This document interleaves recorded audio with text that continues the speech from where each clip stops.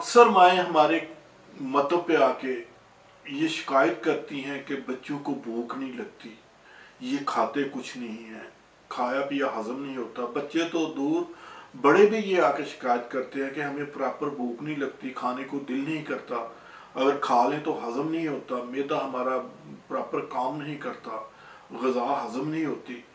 तो ये एक आम मसला हो चला है जो कि बहुत ज़्यादा लोगों में देखने में आ रहा है। इसके लिए एक रेसिपी, एक नुस्खा हम दे रहे हैं जो आपकी किचन की आइटम है, तो ये बनाएं, इस्तेमाल करें तो इंशाल्लाह बड़े अच्छे रिजल्ट्स मिलेंगे। इसके लिए करना क्या है, आपने अनारदाना 5 तोले लेना है, ज़ीरा सफ़ेद 1 तोला लेना है, नमक स्याह 1 तोला और सौंठ 1 तोला। ये तमाम चीज़ें लेके आप इनको बारीक पाउडर करके आपस में मिक्स कर लें और किसी बोतल में महफूज कर लें।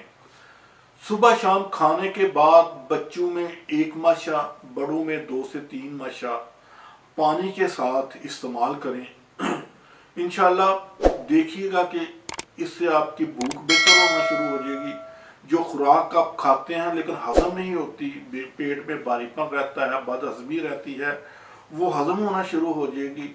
और इसका एक और भी फ़ायदा है कि अगर किसी को पेचिश या मरोड़ हो तो ये आप उसको दीजिएगा, तो देखिएगा पहले दिन ही वो ठीक हो जाएगा। इस्तेमाल करें, दोस्तों में शेयर करें ताकि इस तरह की सस्ती चीज़ों से वो भी फ़ायदा उठाएं।